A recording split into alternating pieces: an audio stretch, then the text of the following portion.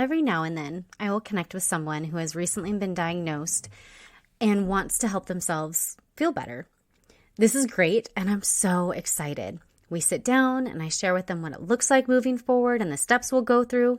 They sit quietly and then share with me they have never eaten a fruit or vegetable at all, ever.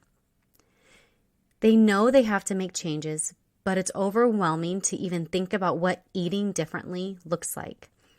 Changing the way that you eat takes a lot of work. Some might tell you to suck it up, choke down food you don't know how to cook and probably don't think tastes good so that you can be healthy.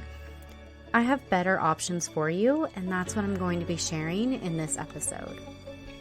Welcome to the Therapeutic Food Solutions podcast. I'm your host, Marian Mitchell. I'm an integrative nutrition health coach, therapeutic diet expert, and founder of The Road to Living Whole.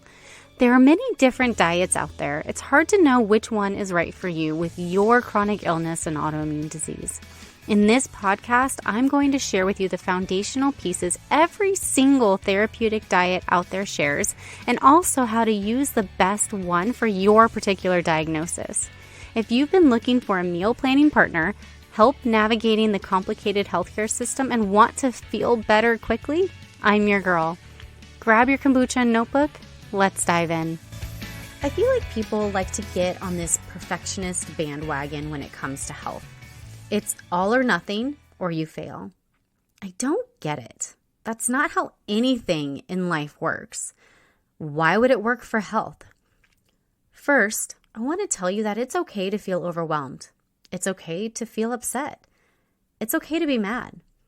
Getting the diagnosis itself, while a relief to have an answer, is overwhelming, especially because it's often explained as though you don't have much control and doctors will do their best to medicate your symptoms.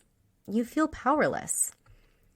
Then, when you learn that you aren't powerless, but you also learn what it'll take to change your symptoms, and you have to basically change your entire life, well, feelings are going to come up. It's normal. It's okay to feel what you feel. What we do know is that you have a ton of power over the quality of your health. That being said, you don't eat an elephant all at once. You eat it one bite at a time. So step number 1 is adding in nutrient-dense foods, especially produce. This is where people try to be perfect. Like if they don't do it the exact right way, it's not worth the effort, and they basically set themselves and others, if they're like leaders in the industry, right, up for failure. No one likes to eat food they hate. If you've never really eaten a vegetable or a piece of fruit in your life, you don't know what to do with them. You don't know how to make them taste good. You don't know when they're in season, so you might try the fruit and it's out of season, and then it's like either sour or flavorless. Some people are weirded out by how juicy fruit is in their mouth. Some people don't like how crunchy vegetables are. Vegetables are bitter, and a lot of people have never had anything bitter, so it tastes like extra gross to them. If this is you or a loved one, here are my 2 favorite tools in my toolbox that I give to my clients. Tool number 1, fruit and vegetable powder, either in a powder or in capsules. Did you even know that there was such a thing as dehydrated fruit and vegetables put into capsules that you could take? It's totally a thing, and my number 1 favorite way to help new clients start adding produce in. Here's what happens, and again, this has just been 100% true in my practice with my clients. You take these every day, and eventually, at some point, all of a sudden, something like a salad will taste good. So you go to a restaurant, you try it, and it actually does taste pretty good. You're completely weirded out as to why it tastes good, but nonetheless, you're excited to reach this step. Here's my theory as to why this happens. Again, this is totally my own theory, not scientifically studied anywhere that I know of. Once you start taking these capsules, or in whatever form, powder, your body starts getting nutrients and antioxidants and all these things in plants that it needs. It likes it and wants more of it. So it tells your brain, hey, I like and need this, give me more. So your brain says, hey, get a salad on that menu or whatever. you do, and your body is like, oh yeah, that's the stuff. And it's like positive reinforcement, and cravings make it easier to start adding vegetables in beyond the capsule form. This leads me to my second favorite tool. If you've never cooked vegetables in your life, please try them by somebody who knows how to cook them and make them taste good, like at a restaurant. It removes the whole buying something with the intention, getting home, staring at it, wondering what to do with it until it rots, and then throwing it away, pissed that you spent money on it, and upset at yourself for not doing anything with it. Let's just skip all of that and have them cooked by people who know how to make them taste good.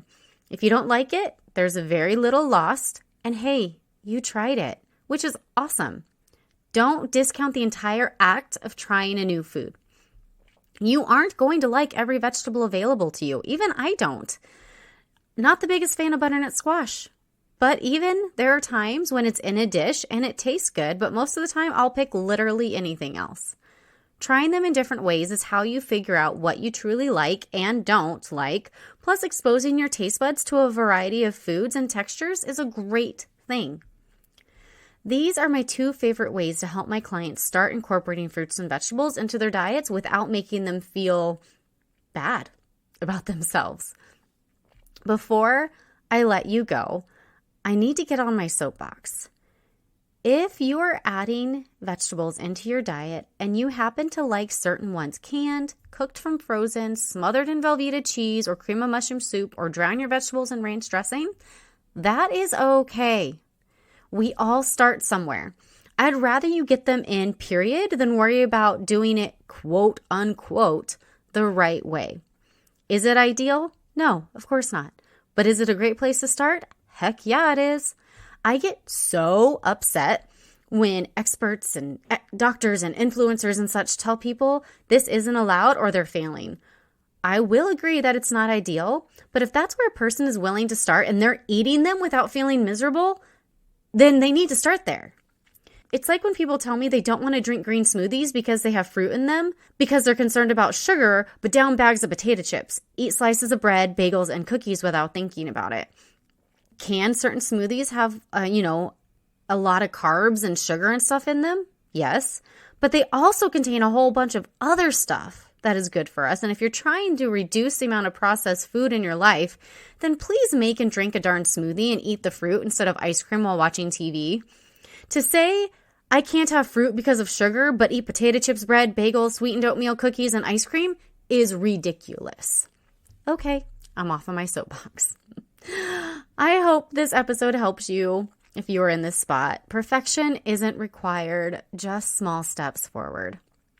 If you would like professional guidance and support on how to make these small steps, or to heck, even know what steps you need to take to start with, I would love to partner with you. There's a couple of ways we can do that. First is to download my free guide. And this just gives you a solid place to start what healthy eating even looks like and a few ideas. The next thing you can do is join my Facebook community. It's completely free. In there, I invite you into the kitchen with me while I'm cooking. I share recipes. I give impromptu and scheduled workshops that are food and cooking related, usually specifically. And it's just a really great community in there. And then the last way that I can partner with you is to become your health coach. I do this in a hybrid way, which is part one-on-one coaching and part online course. It's called my Therapeutic Food Framework, and I teach you how to eat for when you're in a flare, when your symptoms are really high, and when you're not, because those are two very different ways of eating, and a lot of people don't know that. You don't have to eat that therapeutic diet for your diagnosis forever. In fact, usually it's only for 12, maybe 18 weeks, but you have to eat healthy so that you can, once your symptoms are less or maybe even completely asymptomatic, how to prevent a flare, or if a flare comes up, how to, shorten the duration of that flare. Those are two very different things, and I teach you that in my framework. So you get one-on-one coaching, and you get all the handouts and meal plans and other information all in one place so the emails don't get buried. You can always log in. You'll always have access to it. And you will be able to know where to start from where you're at right now, whether it's step 0 or maybe you've been eating a bunch of different healthy diets for a while and you just are tired of trying different diets and want to know what will work for you, I can help you on any spectrum of that. And I would love to do that. So all of the links for all of these are in the show notes. And if you still have questions, go ahead and schedule a discovery call. I would love to answer your questions and to talk with you more. Meet you here again next week. Thank you so much for hanging out with me today. If you found this episode helpful, would you do me a favor and help others find it by leaving a review, sharing a screenshot on social media, or sharing the link with a friend? By you sharing what you've learned, others are able to find this podcast and join our community. Be sure to check out my website, www.roadtolivingwhole.com, for over 160 delicious recipes, a variety of meal plans, and a blog packed full of even more healthy living tips. If you'd like to learn more about how to work with me as your coach, you can schedule a free consult through www.roadtolivingwhole.com/health-coaching/. Until next time, friend. Bye.